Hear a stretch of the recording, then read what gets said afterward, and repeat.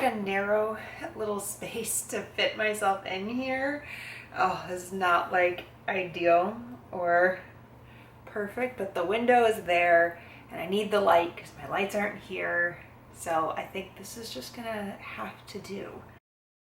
Hi guys, it's Jordan and welcome back to my channel. Long time no see. I have some bookshelves back. It's very exciting. The dog is trying to climb in my lap, which is also pretty normal.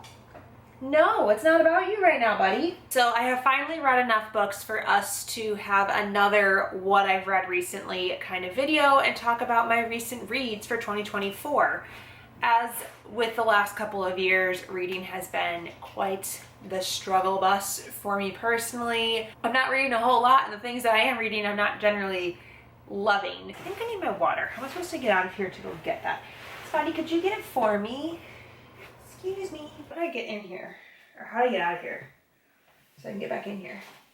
Just gonna do a little turny twist here. Okay. A little dusty. Let me just get that off. So the first book we're going to be talking about today is The Spear Cuts Through Water by Simon Jimenez. This is technically not the 6th book I've read for the year. I believe this is one of the very first books I started in 2024. It was a House Salt Book Club pick, I think for January. I want to say it was for January. This book and me, on a good day, were not meant to be. So in a bad reading time for myself, we really were never meant to be. I mentioned this was a book club pick. My fellow book club members, dearest friends, tend to read a lot more intellectually stimulating books than I do. Not that I like a dumb book. I do like a dumb book. We'll get to that later. I already struggle with like high concept level reading. I mean, I love reading, but like high concept themes and artfully constructed novels I've always struggled with because I have a really hard time with like understanding the deeper meanings of them. It's a reason why I struggled so much with like literature class despite being a lover of books. So this was just, I think, too smart for me. I was too dumb for it. I don't exactly remember what this book was about. I did get like 120-ish pages into it, so I feel like I gave it a really good old college attempt here. But it's written in like an oral tradition format, so it's really like told to you as if you were sitting in a circle together and just listening to this epic tale from like an elder in your family or whatever. And I just really struggled with that writing style. Struggled with the fact that there were no chapters. I struggled with the fact that there were multiple point of views and we were constantly switching between them and I couldn't figure out where we were, who we were with, what was happening. I know that like the book club generally really enjoyed this and there is a live show. I'll link it on the screen if you want to go watch it. But it wasn't for me personally.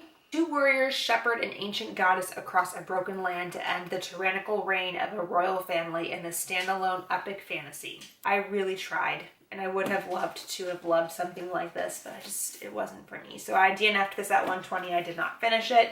If you would like to hear my very thoughtful friends' intellectual thoughts on it, please go watch the live show. I always do this. I'm always like, what side of the screen do I want to put the picture on? Okay, so I want to put the picture on the left side of the screen, which means there needs to be space, I think, on this side of me. I always get this wrong.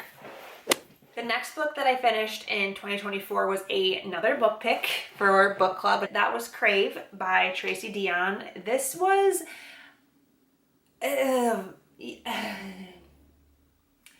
so there was like a background to this. The person who picked this, you can watch it live because we do all of our pickings, live, thought she was picking a book from her childhood around the time that Twilight would have come out. Thought she was picking a book from that time frame that like a friend of hers in school really enjoyed and that she wanted to read all these years later. It's like a fun little like romp for us so that we had like a little break between some of our heavier reads.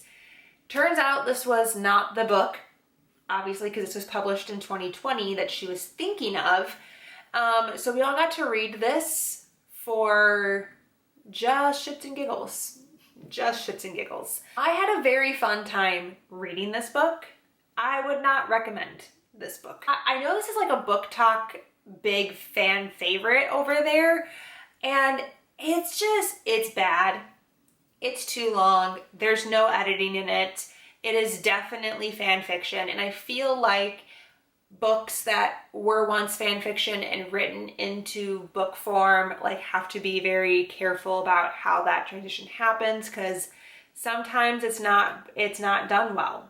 I've read quite a few fan fiction to novel, you know, like the pipeline books, and they just feel too much like the original content. Like once I found out this was a Vampire Diaries fan fiction, you can't unsee that. You cannot unsee the Vampire Diaries influence in this book once you know it's there. And on top of that, this author and this series has had a very disgusting past. The fact that this is like in court as being a plagiarized stolen work from another author who had been working on this series since the time of Twilight, which is why it feels so like 2010 vampire core, and was just rewriting the story over and over and over again and having her work stolen from her by like an agent in the literary world and then like repackaged to this author to sell, is icky and is gross. So I would not recommend this book to anybody. But when we went into this book, we didn't know that had happened.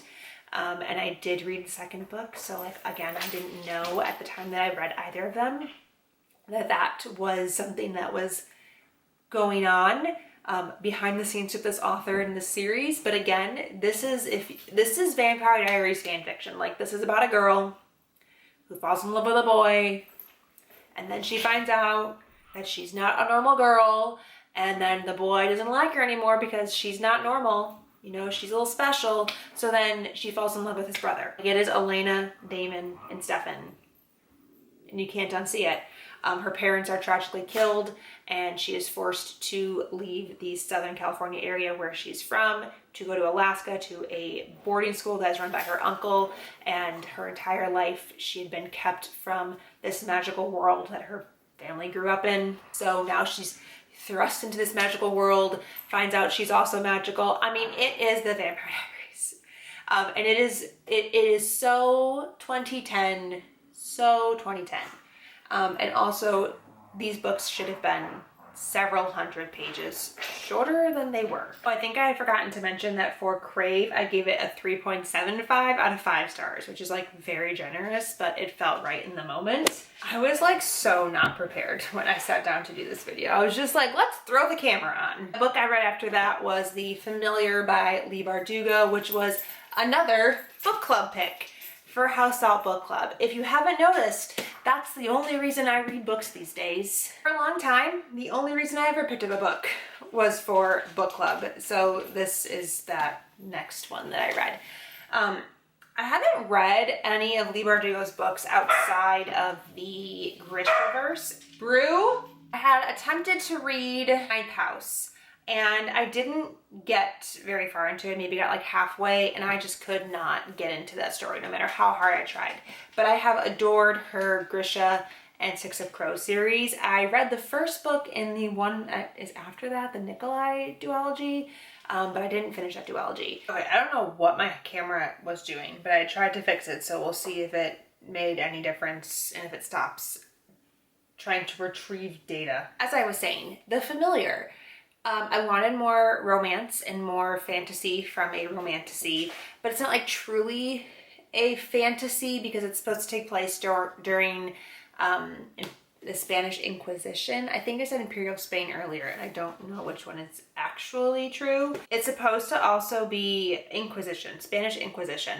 It's supposed to be like influenced by the family history of Leigh Bardugo, but I just didn't think that the setting, like the background of of Inquisition Spain was like super well developed. Like, it didn't feel as much as I wanted. Like, I wanted like religion and like the religious oppression, and I wanted like, there is some of that in here because our main character is Jewish, and she does have like a magic that is not allowed in the Catholic version of Spain, but it just didn't feel as like full as I wanted it to. I don't know if that makes any sense, but I really wanted like more. Her main love interest is also like a immortal familiar, and I just wanted more about that as well. There are trials and tournaments in here, which I don't know why every book always wants to use trials and tournaments. I just don't know that it really needed to be here. Some of the characters also had really similar names that caused some confusion. Like a lot of the male characters felt very similar, and it was hard to distinguish like which male characters were which, especially like the wealthy overlord ones, because they all kind of felt the same. The female characters were much stronger, like our main character as well as like the woman whose house she works in. Those characters were much more like filled out, but I didn't love it. I didn't love it as much as I wanted to. You can hear all of our thoughts in the live show for this, and my dog did spill coffee all over this book, so that was tragic. Very sad. It does add like a bit of a weathering to it though, but it's a beautiful book with like the black pages and these end papers. Very pretty book. For the familiar, I gave this one a 3.5 stars, which yes, is lower than Crave, but like I expected more out of this book. I was disappointed in things, whereas Crave, I had zero expectations going into that, and like it was just a fun time. Not well written and not a recommendation, but a fun time. So the next book that I read in 2024 was The Sword of Summer, which is The Hammer of Thor. I was reading the back. That's the first one. The Hammer of Thor, which is the second book in the Magnus Chase and Gods of Asgard series by Rick Riordan. I reread the first book earlier this year. I've reread the first book like 2 or 3 times at this point, because every time I go to read this series, I just get interrupted and I don't finish it. So this is my first time reading the second book in the series, and I enjoyed this. I always enjoy Rick Riordan's books. I enjoy some series more than others. Like I definitely think Percy Jackson, the original one, is the most fun for me. Like I enjoyed that more than the Kane Chronicles, but like I didn't dislike the Kane Chronicles.